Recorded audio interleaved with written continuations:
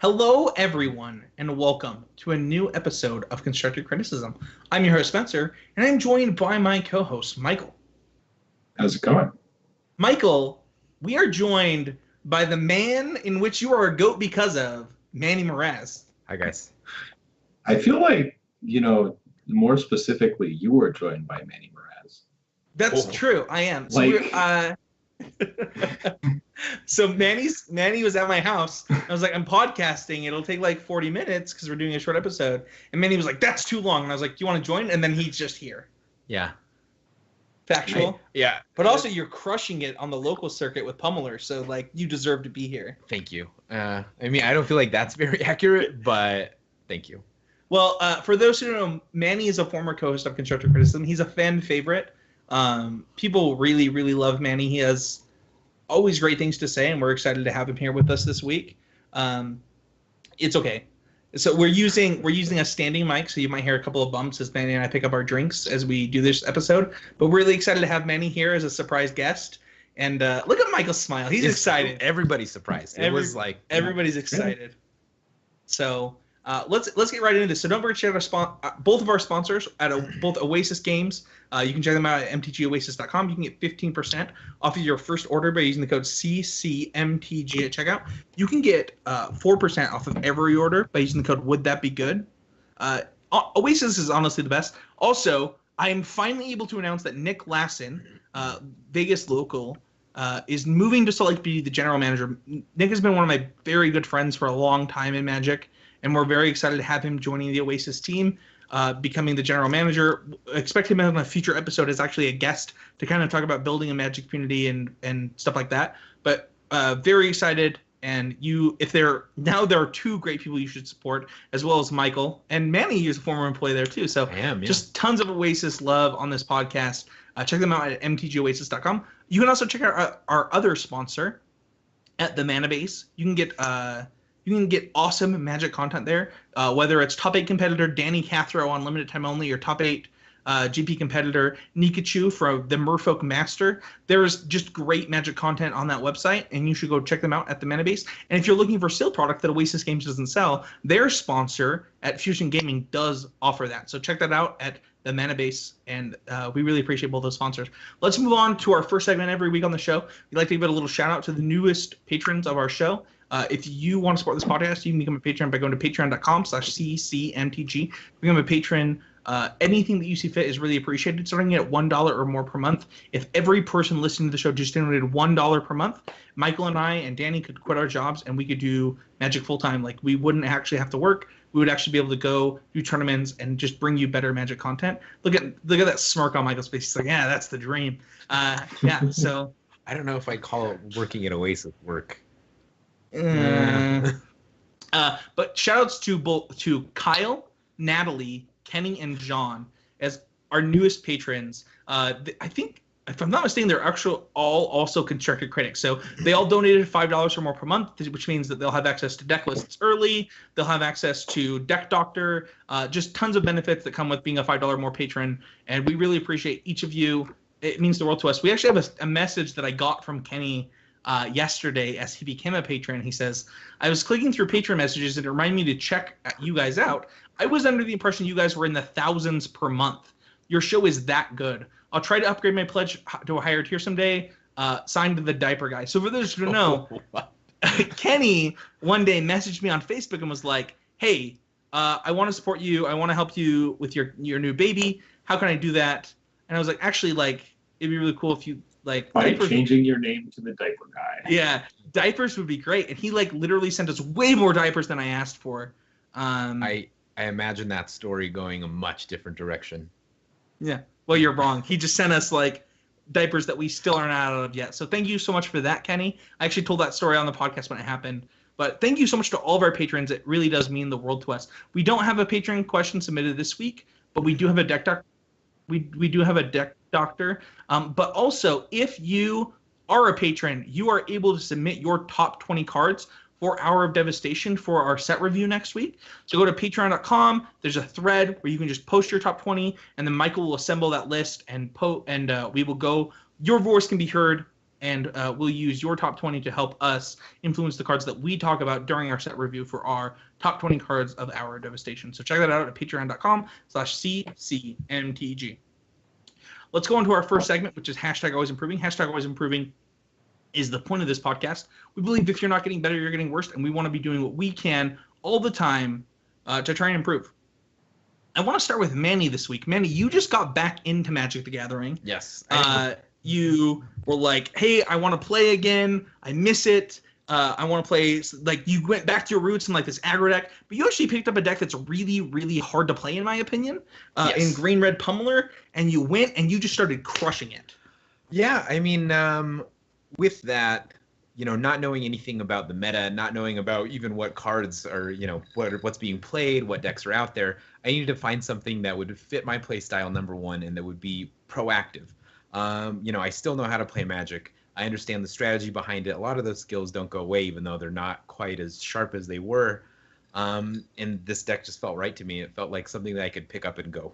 You even made a few changes from the list I gave you. Talk about really quick, like just being able to like identify that you wanted more Ronus and stuff like that. Like, what are you doing in Magic right now that's bringing you enjoyment? I mean, I just love steamrolling people. And Pummeler is a good way to do that. Yeah. I love steamrolling people, and I love playing as tight of Magic as I can. I like the reason I enjoy the game so much is outplaying people, knowing that I'm going head to head with an opponent, and my play being tighter and better than theirs is why I'm winning. That's what I get out of it. That's what I look for, and that deck I feel like really allows me to do that. Yeah. Michael, you played a lot of Pummeler. What was your experience with the deck? Do you feel like Manny's accurate? And I feel like it's accurate. Like, you get really rewarded for outplaying your opponent and outthinking them a few turns ahead. Sometimes, I mean, you also get really rewarded for drawing electrostatic Pummeler, I would say. Like, key to success, the deck is like pretty good if you're good at drawing Pummeler and Blossoming Defense, and pretty bad if you're not, in my experience. So, I'd say primarily, like, draw Blossoming Defense, because then the deck is like actually good. Go ahead. Yeah, I would agree with that. I mean, I think the games where that doesn't happen, though, are the most fun ones. I think that's where you get the most rewarding interactions. I think, too. I think that I also bore down to 2 or 0 Pummeler a lot in that deck, depending on the matchup, which, like, especially on the draw specifically, I find myself doing that, and I think it makes sense. Yeah, especially if you can end up kind of behind on board, they can get clunky. There were less Walking Ballistas when I was really playing a lot of it. So yeah, now that Green Black is a deck with like 4 Walking Ballista, again, it kind of changes things up. But Michael, what about you? What have you done to try and improve this week? It sounds like as a Silver Pro, you have a new weekends open kind of mentality. Oh boy, yeah. So I've been trying to find a way to just like keep playing competitive Magic on weekends. So I've been looking at Magic Online schedule and just trying to immerse myself in that. I played the Mox yesterday, which was Modern, and I played a Modern PTQ online today, and both went okay. I played Tron yesterday and started out either 3 or 4-0 before, I stopped being able to draw in pieces of Tron that had different names. And, then the wheels kind of fell off. And today I played Breach Titan, which was interesting. It's not a deck I played a ton of, but I liked it pretty well, and I'd consider playing it again. So I felt like I learned some stuff. And how does are you playing Modern because, like, what's the reason to be in Modern right now? Is that just what's available to you, or I'm not a Silver Pro, so I don't know. No, I mean the Mox is single format every month. So you're not choosing. And PTQs are naturally Modern right now, so. Well, PTQs are just whatever they are. There's a standard one like next Friday. There's a sealed one tomorrow. Wait, there's a standard one next Friday that's for the current PTQ season? That would qualify for Albuquerque, yes. Are you sure? Yep. Oh, I might play in that. That's interesting. Because I was looking at the PTQ schedule online because I have my setup, and I didn't realize that standard was a format right now. That's interesting. It's with Hour of Devastation. Okay. Well, it's good to see that you're still looking for ways to play Magic. I think that hitting your goal for the year but also being able to exceed your goal right now. So for those who don't know, if Michael actually goes X4 at the Pro Tour, he actually locks gold. So this is a pretty big Pro Tour for you, Michael. Yeah, I mean, it would be cool if it worked out, but at the same time, like X4 is really tough. People are really good, and do the best we can, right? Yeah, but I just think that it's admirable that you're still trying to do everything you can to like play competitive Magic and do what you can to improve right now. So I appreciate that. Thank you. So for me right now, I'm working. I have continued on my path of slowing down a little bit. So I did some streaming this week. When I was playing Magic, I was like, well, I might as well stream it. Got to play. I kind of went on tilt, and I was like, okay, I need to turn off the stream for a minute. I'm on tilt about a play I made like 3 matches ago, and I was able to win out from when I turned off the stream. Was able to make plus money on afterwards, and kind of look back on like why was I so tilted? Was it because I was streaming? Was it because it was a misclick? Like what happened there? And I think that just constant reflection is something that I'd like to continue doing as I'm trying to improve and get back to like where I was in Magic. And I think that it's really important because if you aren't reflecting, then you can't really learn something. So something that we do in meetings at work, for example, is after we have like an important call with a client or something like that, something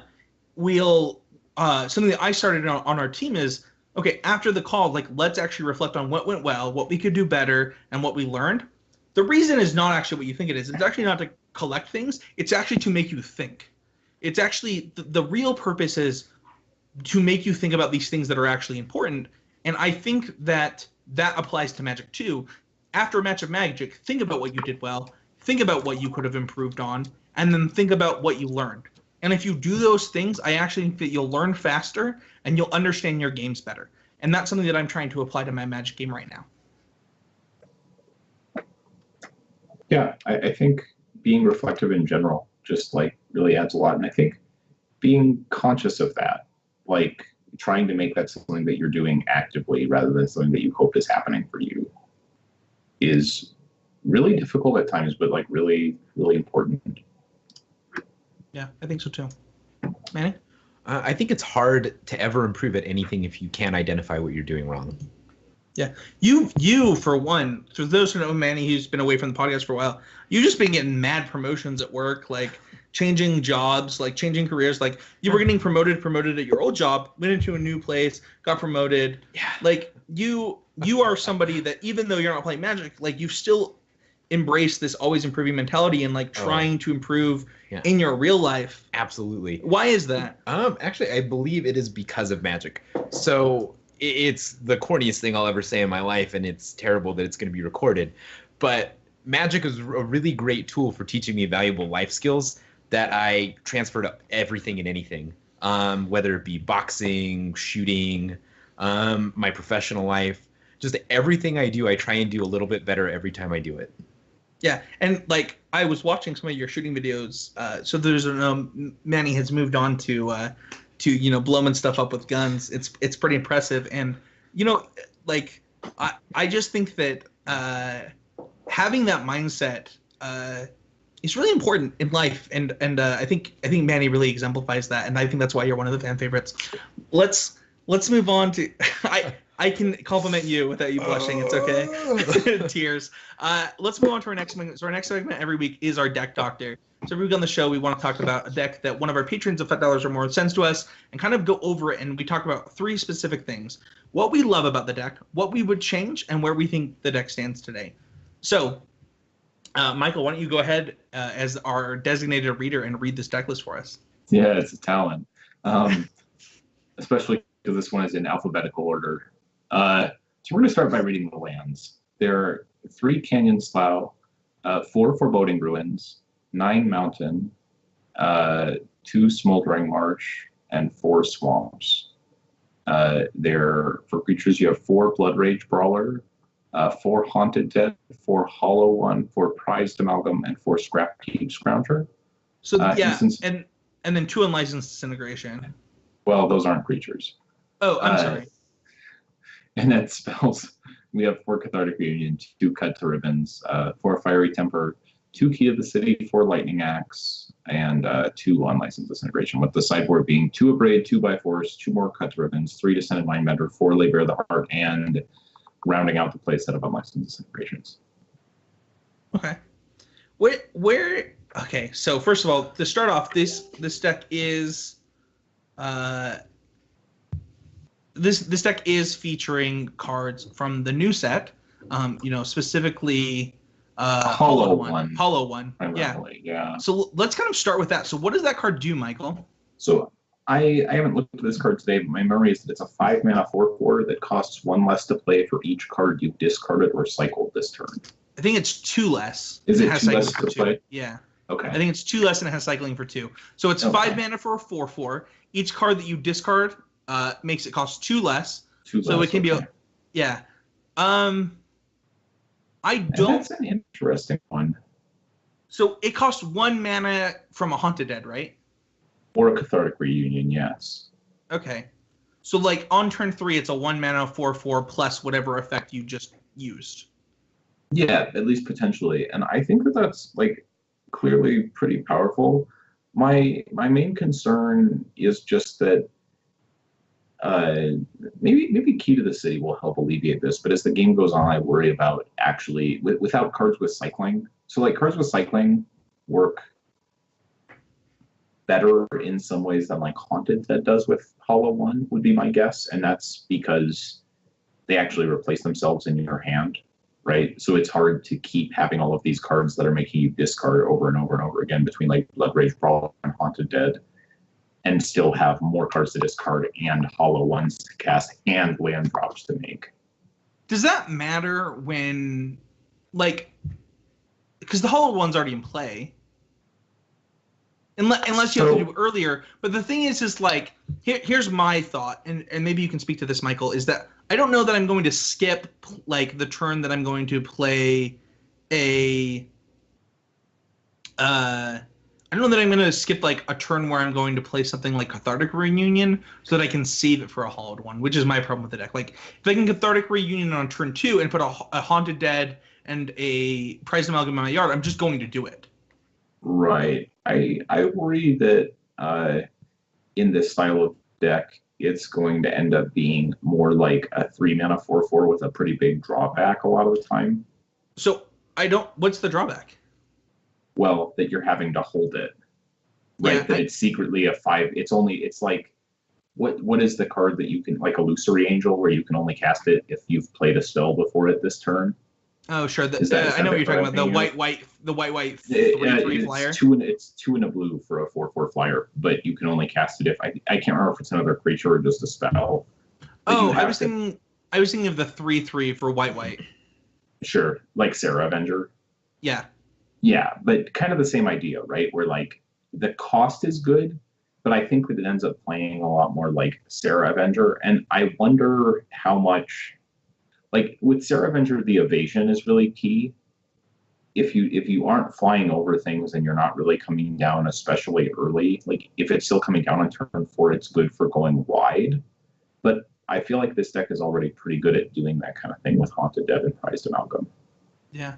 One thing that I will say is I don't know that it takes away anything, right? I think that you might actually just be getting an inexpensive card rather than adding one. So the deck synergizes with the deck that like you and I have already tried for Pro Tour testing, right? So it's not like this deck, it doesn't exist. It's not like we haven't already tried it. The question really is, it better than Grixis with something like Elder Deep Fiend?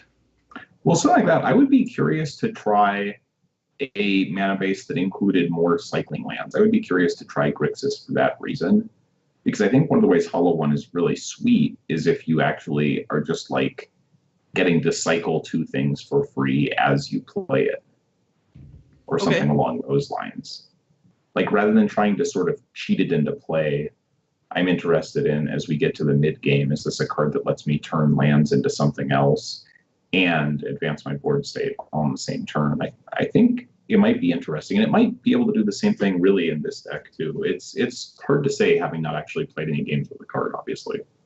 Manny, as somebody who's really a fan of synergy decks like you are, whether it's, Bant what was the deck? Heroic. Heroic or stuff like that. These aggressive synergy decks. Are there things that you look for when you're building a synergy deck? Like how much of the synergy is important versus what the deck is actually doing? What I look for, I think, most is probably how much of a glass cannon it is.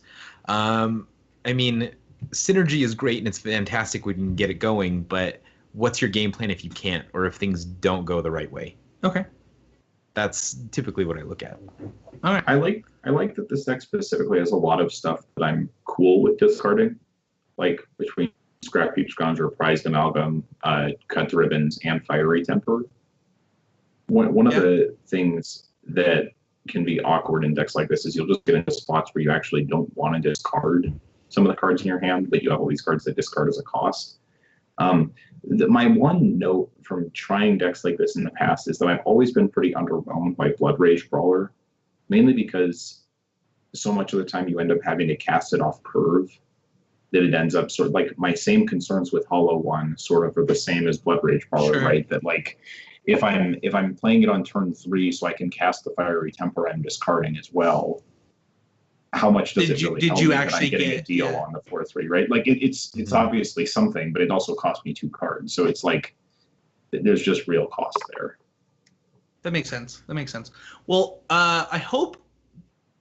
So I want to say that I do love your attempt to include like a clearly very powerful card like Hollow One in your deck, Hank. I think that you're also trying to incorporate it into a deck that is already really close, and so you're thinking ahead of like what was close enough, like what does this add to, and things like that. So I really appreciate that brewer's mindset on that, and thank you so much for your deck doctor. We didn't really doctor this deck. I actually don't know that I would change much. It's so I hard to actually say would probably at this point. test. Yeah. Hollow One, though, is a card that I really would like to try. It's Yeah. definitely powerful. And kind of like Michael said, I think that Key to the City is just one of the most underplayed cards in Standard. I think that what happened is we lost Smuggler's Copter, which was really meant to be played with Key to the City and those style of decks. And because of that, like Key to the City has really suffered, and this might be a good way to include that. So good job looking at that, Hank, and let's keep move forward to that, and we'll keep you updated. If we have anything to say on that, we'll actually just post that right into the Constructed Critics group where you can see it. So I think we'll test something similar to this, Hank, and we'll keep you updated.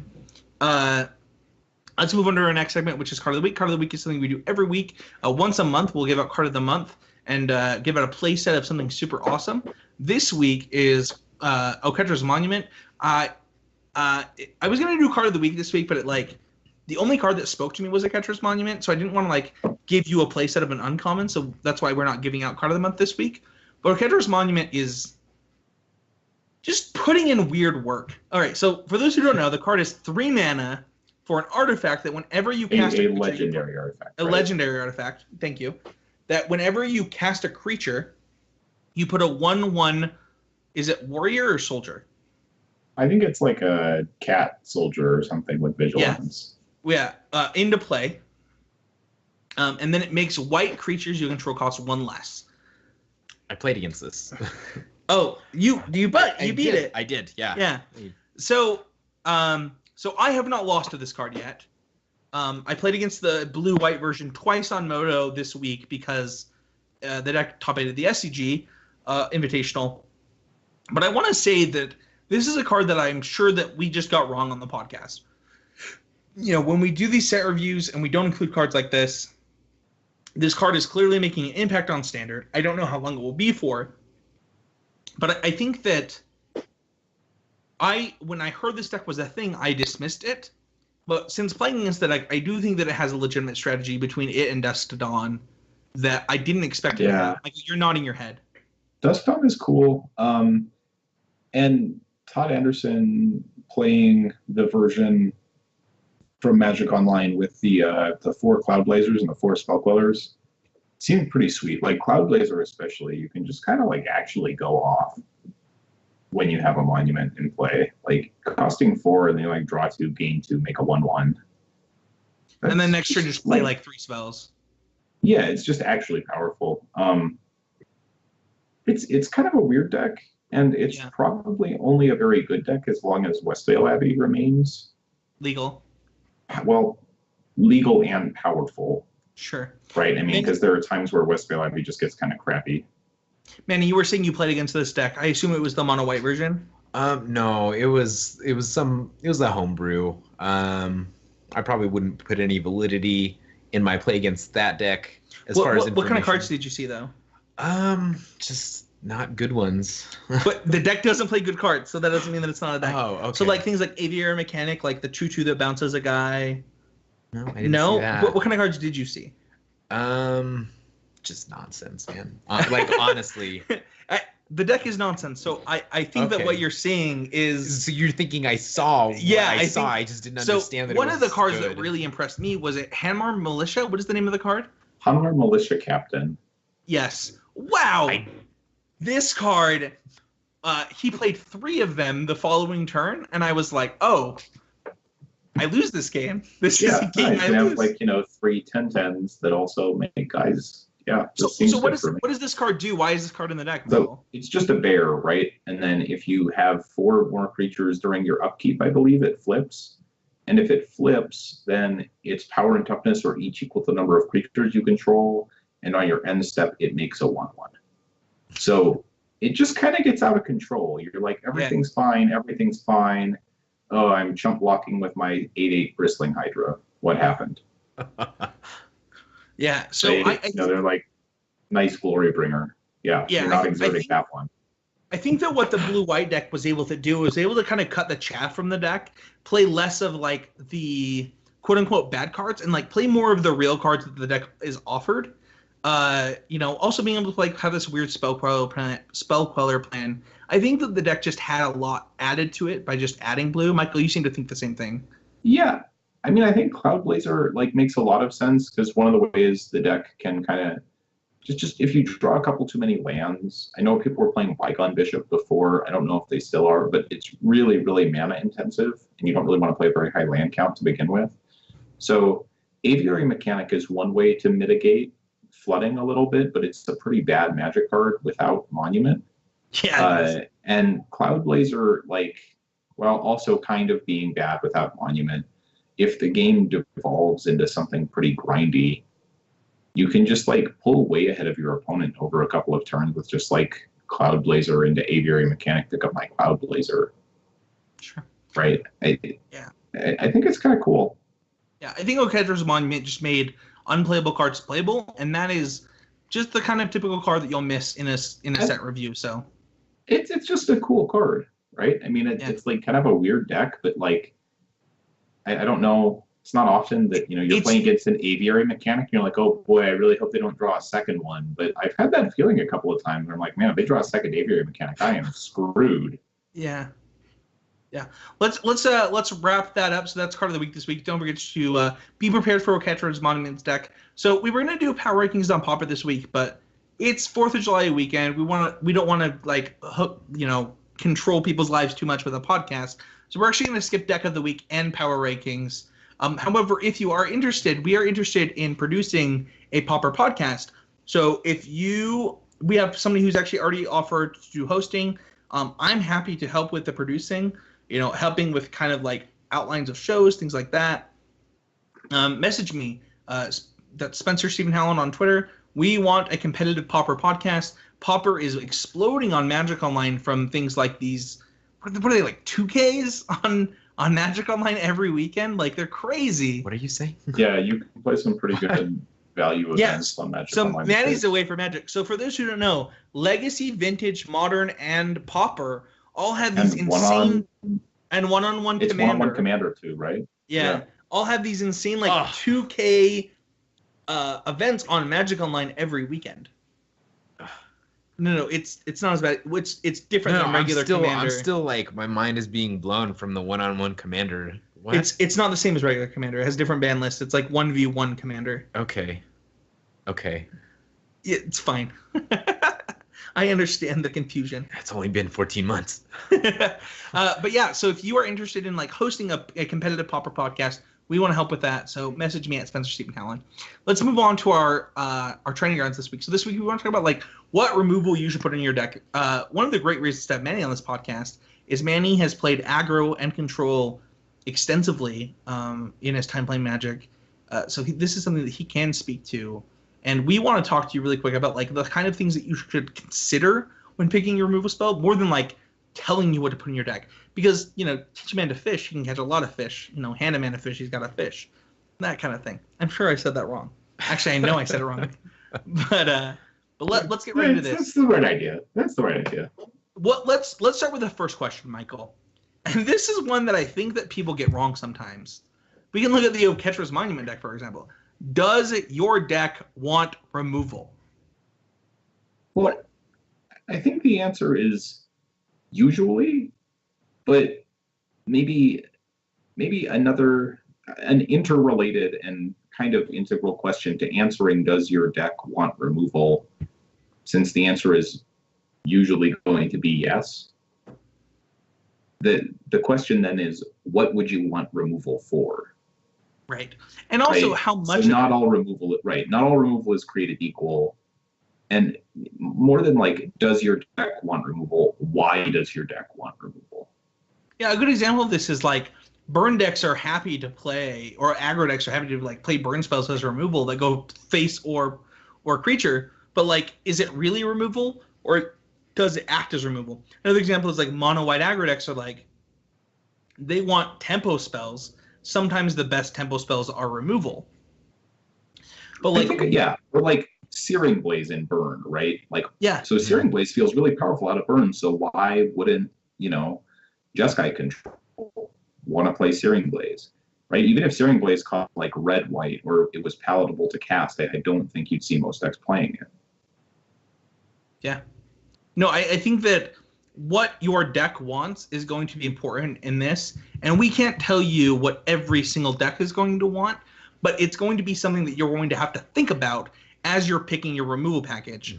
And I mean, that is something that's so important when you have such a large card base in, let's say, Modern or Legacy, where you have access to so many cards. Like Michael was saying, you really want to narrow down what you want the result to be of playing that card. Do you want to deal 3 damage and 3 to their face, or is it so much more important for you to have the ability to exile one of their creatures? One of the things that really speaks to this is, for a very, very long time, I was an advocate of Wizards printing 1 mana, instant speed, deal 3 damage to target creature. I was like, I think this card is perfect for Standard. I think that it's perfect for Magic. I think that it fits the two specific deck types really well between mid-range and control. They did one better. They printed Fatal Push, right? And then all of a sudden you have all of these decks moving away from Lightning Bolt and into Fatal Push territory. And I think that just kind of speaks to like knowing what your decks want. It's like, well, I could play Lightning Bolt that's more versatile, or I could just play Fatal Push, which does what I actually want it to do. Right. And I think that Modern right now has moved into a funny place where it's no longer a Lightning Bolt format. Lightning Bolt is mostly unplayable. I have very little interest in playing Lightning Bolt in just about anything these days, and I think it's pretty clear why, right? I mean, the things you want to kill just have more than 3 toughness, and going face isn't really good. Let's actually talk about it. Just doesn't do anything. Let's talk about this. So one of the first things that we have on this training grounds is like, what's in the format? And the first thing that we have listed is the toughness of creatures. This applies to limited really easily, right? So like when you think about limited, you think about all those things that deal 1 damage to a creature, put a -1/-1 counter.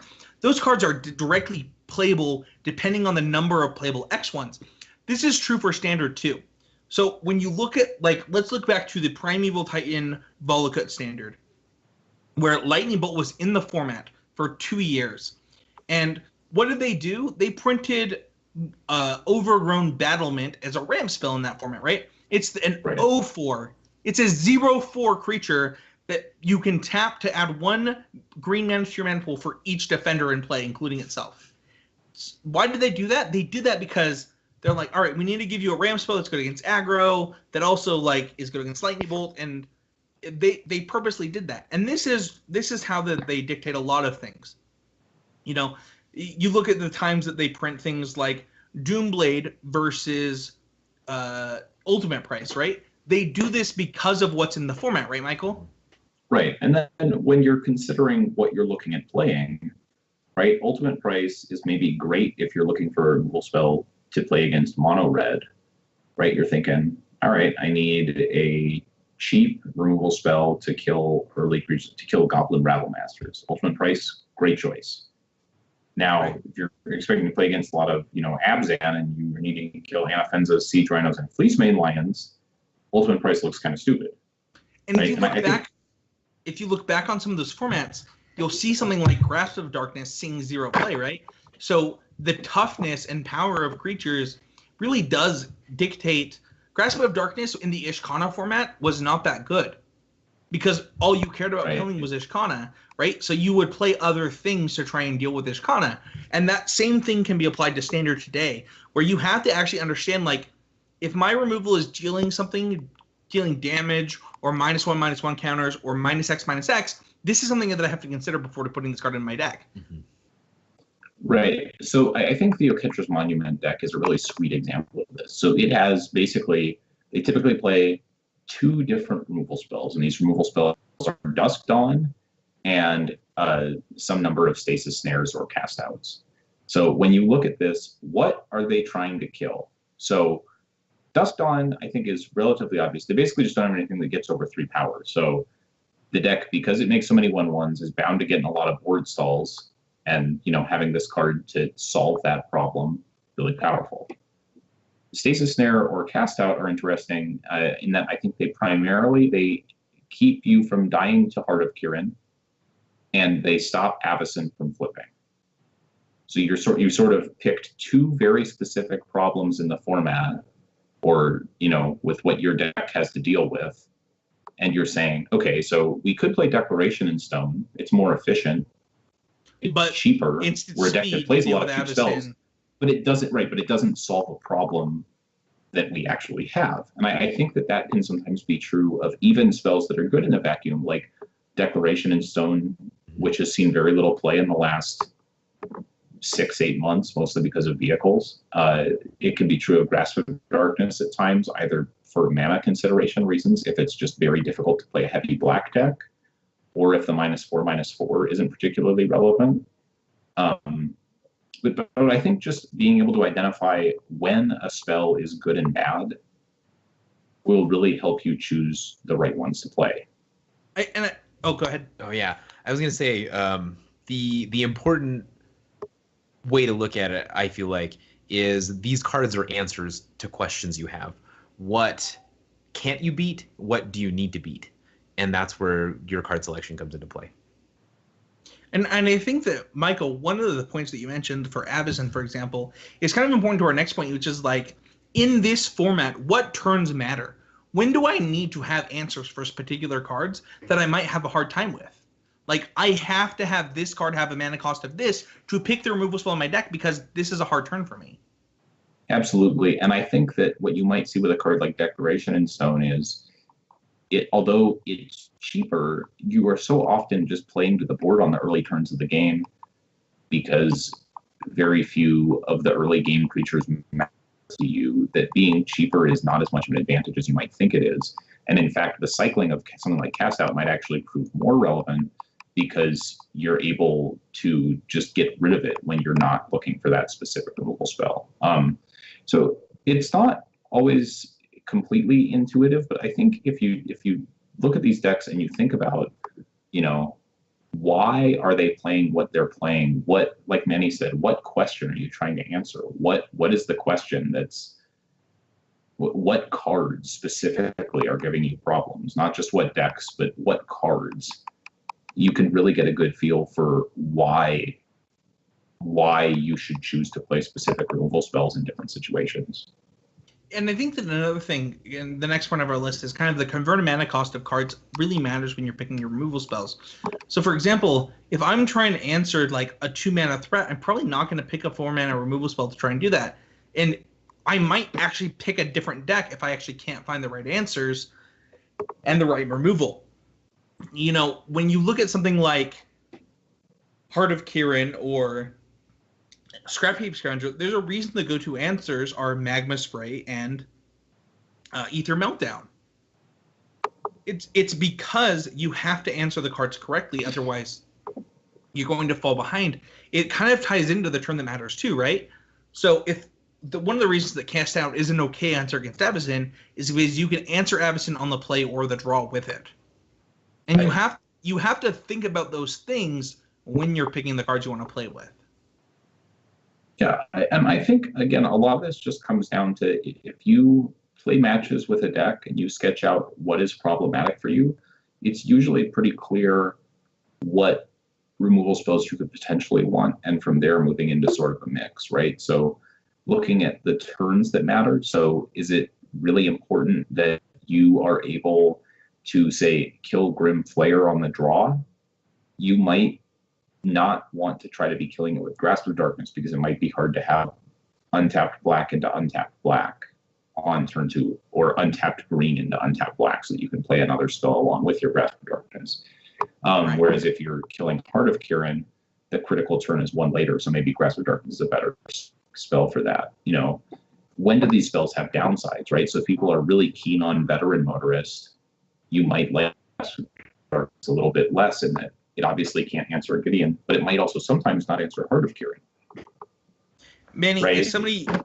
If somebody, I remember like your transition from like hyper aggressive decks into like control decks. Yes. You know, what was your opinion in like when you look at whether it's the toughness of creatures, the turns that matter, the CMC, or even our next points, which are the creature's abilities? Is there something that you looked for in your removal spells other than versatility? Efficiency. I wanted to see what I could be doing and to maximize what I could be doing.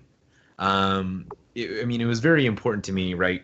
If you're playing control deck mid-game, if you are on the draw, let's say, to be able to remove the thing you're most worried about, let's say a Planeswalker, a very powerful creature, to be able to remove that, play your win condition, and still be able to have a negate for backup. So double spelling is pretty important. So mana efficiency is like pretty important. Absolutely. I feel like with a control deck, that's what you're trying to do. Once you do that, once you can be doing more than one thing a turn, once you can be drawing more cards than your opponent, playing more lands, I mean, how can you lose?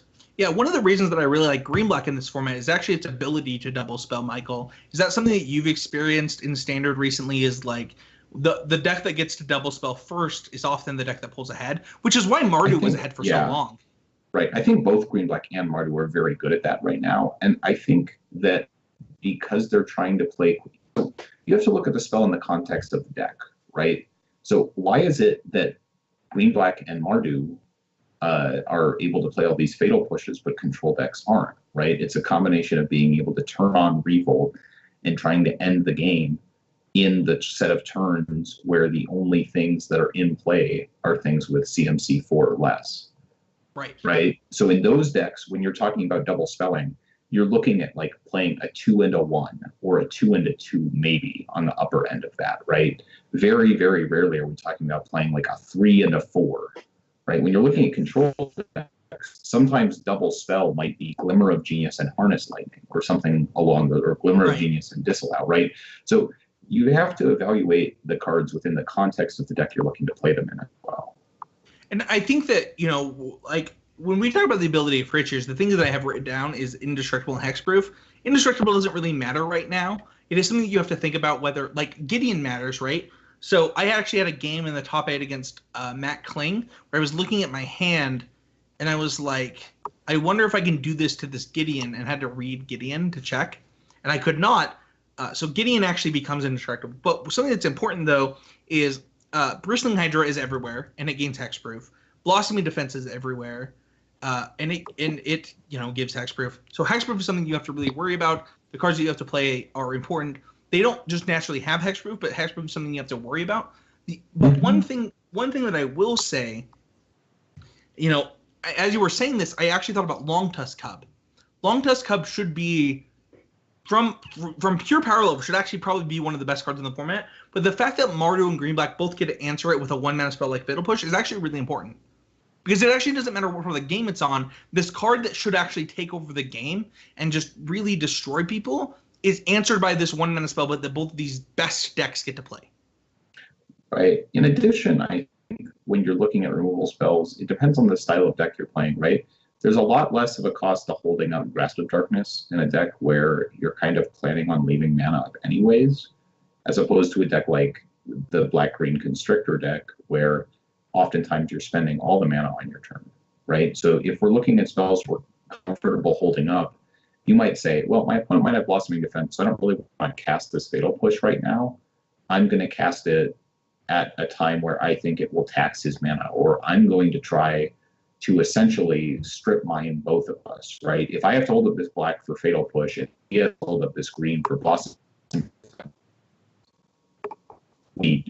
there's play to that, and that's something you can exploit. But if you're playing more expensive, more clunky removal spells like Ruinous Path or Never to Return, there are going to be times in games where you don't get to make that choice. You don't get to. I mean, I guess those are bad examples because they're sorceries. But say even like something like Hero's Downfall, you might just have to go for it because the reality is, whether or not they have a Blossoming Defense style effect or a God's Willing, Sure. right? If we were playing a heroic matchup, Sure. you're going to lose the game just by triple stone raining yourself. Right. Yeah. If So- you like, I mean, this is true of like the censor problem, right? Is like, how often do you play around something like censor? And the abilities of creatures and the things that you have to take into consideration in the format affect how you play your removal and what removal you play. I don't know what the correct answer is for your deck because I don't know what your deck is as a listener, but I do know that these are the things that you need to take into consideration while you're doing it. And I think what's important here is like knowing the things that we put down. What are the toughness of creatures? What turns matter to you? What are the CMC of creatures in the removal you're trying to play? What are the abilities of those creatures? And then what is your end goal? How much life are you willing to lose to these creatures? How much what is the impact that these creatures have in the game? And then just play your removal accordingly are really the important things here. Yeah, I think that's really good. I think just being cognizant of all of the card choices you have, really, and more than just being aware of them, understanding why, right? Yeah. If you know why you'd like to play something, then you're able to make an informed decision. Yeah. So that is it for Training Grounds this week. Thank you everybody for your support. Let's move on to our next event. So don't forget that our next Patreon goal is actually upgrading our equipment. I actually have a anti-shout out to myself. I invited Manny to do this show, and we have an audio interface and headsets literally 5 feet away from me. And I just forgot. I mean, I think it's okay. I said 20 words. It's fine. I actually thought you added great value to this. Oh, thank you. And hashtag would that be good is about to start. So. Oh, yeah, that's my favorite. But yeah, so we will be. The podcast is going to be buying. Michael's headset just went out, so he and I will actually just get the same headset. I just need to figure out. Michael, do you need a USB one or do you need a 2-pronged one? The mic and the headset one. What? What? Why would you need that? What is a Is a laptop from 1995? No. So I bought a special piece for mine. Uh-huh. For those who are watching, it actually works like this. But because I use my Mac, I need the USB end. But whatever you need. I have multiple headphone jacks on my computer. It doesn't matter. All right. Well, we'll upgrade Michael's equipment. We'll get us on the same level there. You can support that. The podcast pays for that. Go to patreon.com/ccmtg. Everything that you see fit, anything that you see fit is really appreciated. So check it out at patreon.com/ccmtg. Michael, where can people find you?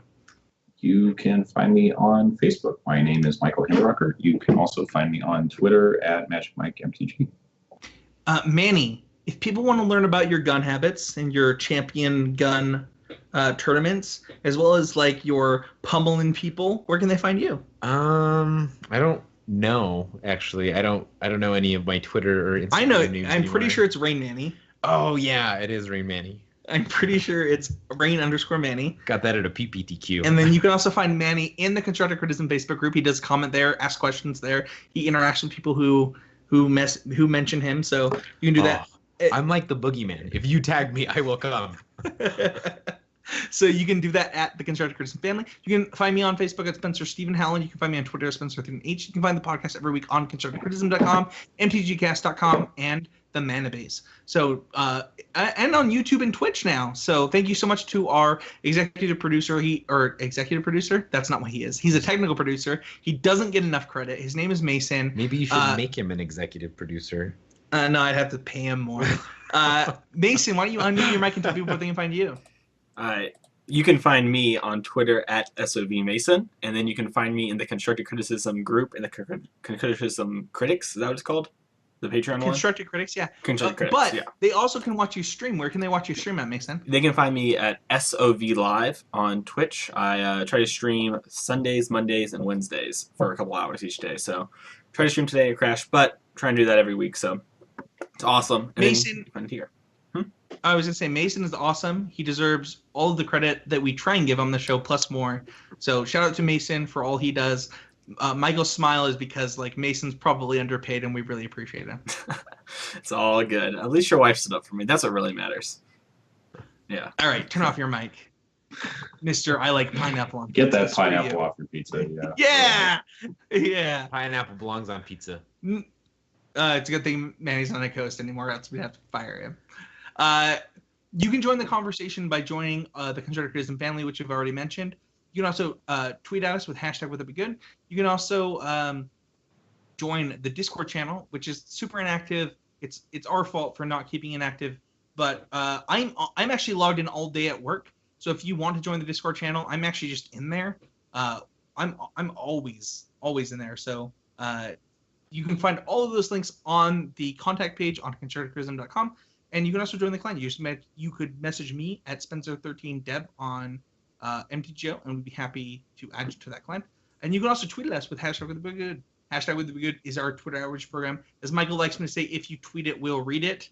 And let's start with the last. Oh, I have the wrong one, so we gotta go to latest.